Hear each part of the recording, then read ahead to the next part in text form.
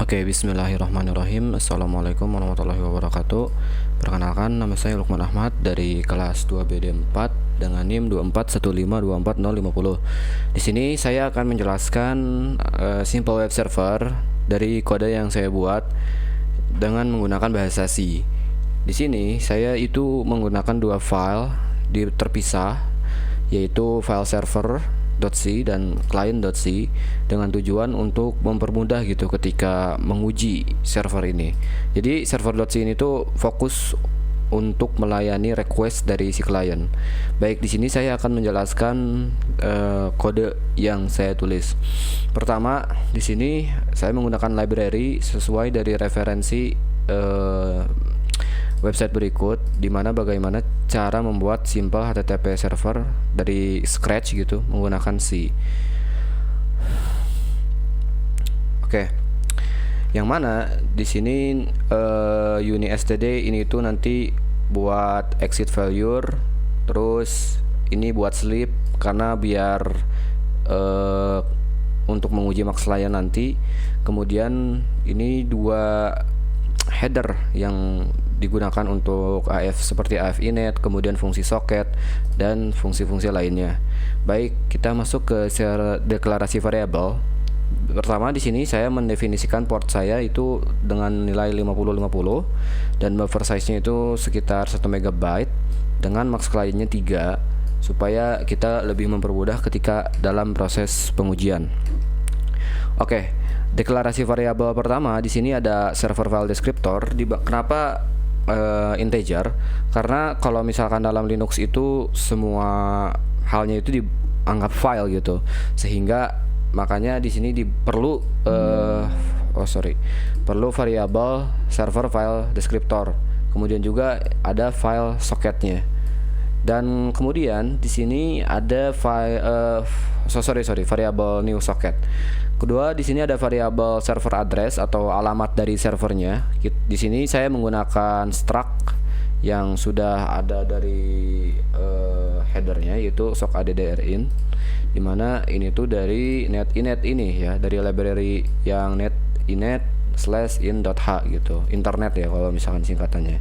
Kemudian di sini juga ada status gitu, status aktifnya. Itu sebenarnya ini boolean, cuman karena dalam C itu boolean ya kita tulis saja menjadi satu gitu. Di sini saya juga menuliskan panjang dari socket length-nya, yaitu panjang dari nilai dari address servernya itu disimpan di variabel addrlen. Buffer ini untuk nanti HTML, kemudian active connection itu untuk menunjukkan koneksi yang aktif itu berapa gitu, dan terakhir itu ada int child status untuk mendefinisikan status child process nanti gitu. Oke, pertama di sini kita dalam membuat server itu kita harus nge-initialize socket gitu, dan di sini juga ada error handling ketika memorinya penuh.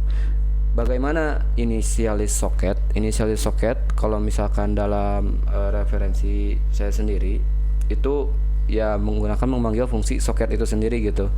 Dan di sini kenapa pakai AF init dan juga sockstream? AF init itu singkatnya IPv4. Kalau sockstream itu saya lupa lagi, jujur saja. Kalau misalkan sockstream ini untuk apa? Yang jelas di sini kita itu menginisialisasi gitu server file descriptornya dengan bahwasanya menunjukin nih kita server file descriptor yang ini kita inisialisasi dengan fungsi socket gitu. Kalau misalkan nilainya itu returnnya -1, yang mana kalau -1 itu biasanya itu menunjukkan bahwa ya proses itu gagal gitu kalau dalam fungsi ini, sehingga ya kita bakal nunjukin pesan errornya gitu dengan baris kode p-error, dan ya udah si kodenya bahkan dengan exit dengan status exitnya itu karena gagal, exit failure. Terus di sini ada konfigurasi socket biar port itu bisa digunain kembali.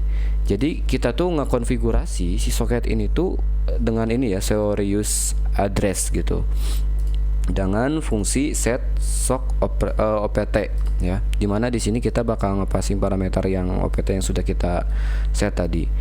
Mana di sini tuh kita ngekonfigurasi gitu. Kalau misalkan si port yang kita pakai itu jadi nggak ada apa ya namanya itu. Kalau misalkan kita ngejalanin ya sebuah proses gitu, itu si portnya itu bakal misalkan kita menggunakan nih di server.c ini 5050. Kemudian kita kill si proses server ini. Nah, portnya itu bisa digunakan kembali gitu oleh si server.c ini, yaitu 5050. Kurang lebih seperti itu. Kemudian di sini kita isi nilai dari server address ya. Karena server address itu tadi struct. Di sini family atau keluarganya itu IPv4, kemudian alamat servernya itu fleksibel, yaitu in address any gitu. Jadi bisa lokal, LAN atau publik. Kemudian di sini juga kita mengubah port yaitu 5050 jadi format network gitu. Kalau secara teorinya itu big endian gitu. Di sini menggunakan fungsi headtons. Jadi headtons tuh pokoknya saya lupa, pokoknya to network sort. Hanya saya lupa singkatan kepanjangan dari headtons itu. Kemudian di sini ada proses binding. Jadi proses binding tuh kita kan udah punya server file descriptor nih ke alamat server. Nah, di sini kita tuh ngikat gitu. Ngikat si server file descriptor ini gitu. Ngikat kemana? Ke alamat server yang sudah kita set. Oke. Jadi alamat servernya yang kita tentuin di sini itu di server file descriptornya itu diikat gitu ke server address ya. Dengan menggunakan fungsi bind tentu saja. Dan di sini kalau misalkan bind return min 1 ya tentu bakal nunjukin kalau si proses bindingnya ada gagal. Nah, terus di sini proses listening. Proses listening itu kurang lebih kita kayak udah apa ya? Kayak siap nih untuk menerima klien atau menerima request baru. Dengan di sini di set 10 backlognya itu atau antriannya itu 10. Jadi maksudnya gimana? Jadi maksudnya ketika di sini max kliennya itu 3 ya. Kemudian karena ada 10 antrian, jadi kalau misalkan ada antrian ke-14 dia otomatis ditolak, sedangkan antrian ke-13 ketika misalkan 3-nya itu masih sedang dalam diproses, yang 10-nya antrian ke-10 atau ke-13 itu bakal ya tetap ngantri gitu, kecuali kalau udah ke-11. Nah, di sini biasa status, dan di sini langsung kita jalan gitu. Mulailah di sini servernya jalan. Kenapa while 1? Karena ya server harus ya secara umum itu kan server tuh harus aktif 24 jam gitu. Gak mungkin kita server di set ya bisa berhenti gitu ya. Masa server berhenti gitu kan, kurang lebih. Jadi ya secara simpelnya ini tidak perlu, cuman ini hanya sebagai standar penulisan saja. Oke, lanjut kita ke manajemen child process, di mana di sini tuh fungsinya while wait PID ini itu kalau misalkan child process yang udah selesai ya dibersihin gitu. Takutnya memang ada yang stuck gitu, ada yang nyangkut si prosesnya. Kemudian di sini ada handling connection limit, di mana untuk ngebatasin koneksi aktif yang sedang dilayanin server. Jadi kalau misalkan koneksi aktifnya itu melebihi misalkan klien keempat, dia bakal ya ditahan gitu dengan wait 0 ini. Harus nungguin si satu klien tuh harus beres dulu. Di sini nunggu koneksi baru kalau misalkan udah ada klien yang masuk gitu ya. Nah, ini gini, misalkan ada klien yang masuk, dia ini sebenarnya status, dan kalau misalnya ada klien masuk, aktif koneksinya bertambah, muncul status, kemudian terjadilah proses forking. Nah, proses forking ini ketika misalkan gagal, yaitu mereturn nilai min 1 ya gagal. Namun kalau misalkan dia return nilai 0, yang mana nilai 0 itu biasanya berhasil, maka dia bakal lanjut ke child process. Child process inilah yang akan melayani request gitu. Kemudian parent prosesnya untuk apa? Parent prosesnya ya berfokus untuk kayak menerima klien baru. Kalau misalkan diibaratkan hotel gitu, kayak resepsionisnya parent proses itu kayak resepsionis gitu yang siap menerima tamu baru gitu. Sedangkan child proses yang mengurus si tamu ini mau dikemanain, mau dilayani kemana. Oke, sekarang kita ke kode client.c. Di client.c ini kurang lebih kode untuk mengirim request ke server gitu. Sekarang kita uji. Di sini kita bakal menjalankan server. Nah, di sini server berjalan pada port 5060, batas koneksi aktif, and 3 klien menunggu koneksi baru. Nah, di sini kita jalankan klien atau kita mengirim request. Di sini kita skenario pertama. Skenario pertama itu kita akan menguji dengan skenario pertama, yang mana skenario pertama itu batasnya itu masih cukup gitu. Nah, di sini kita mengirim dan ya berhasil gitu maksudnya. Nah, ini sebenarnya sedang diproses. Di sini karena saya menggunakan sleep sehingga ya kita harus menunggu sekitar 10 detik gitu. Oke, kita tunggu dulu 10 detik dan ini berhasil dan ini child-nya selesai gitu. Jadi child prosesnya itu udah selesai sehingga kita bisa merequest baru lagi. Sekarang kita buka WSL dulu. Nah, ini waduh, ada kenapa nih?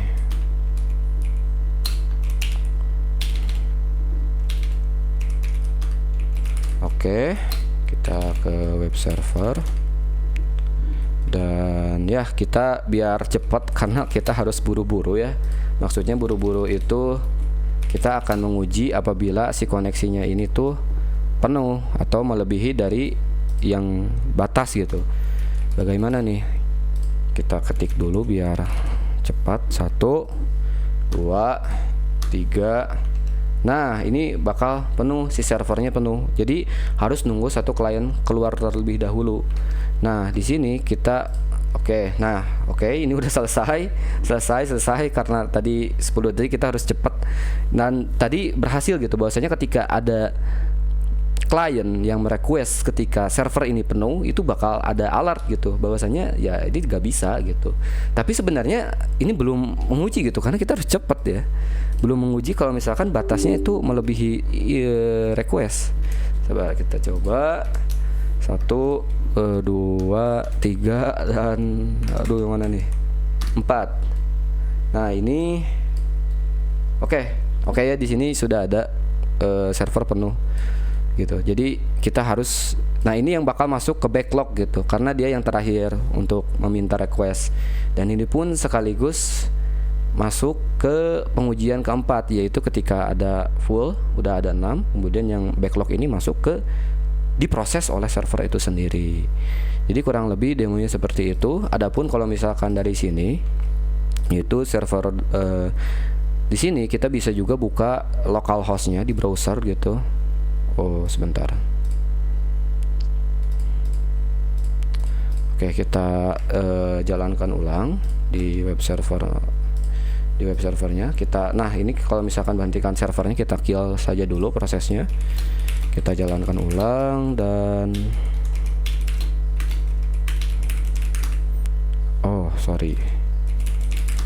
nah ini kita harus menunggu 10 detik dan ya kita tunggu 10 detik karena ada sleep 10 tadi gitu.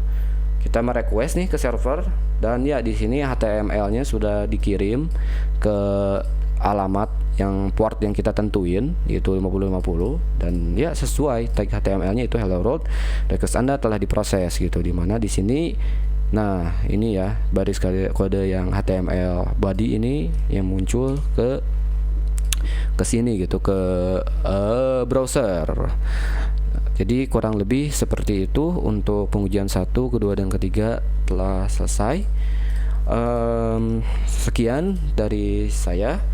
Mohon maaf bila ada kesalahan dan terima kasih telah menonton video sampai saat ini. Wabillahi taufiq wal hidayah. Wassalamualaikum warahmatullahi wabarakatuh.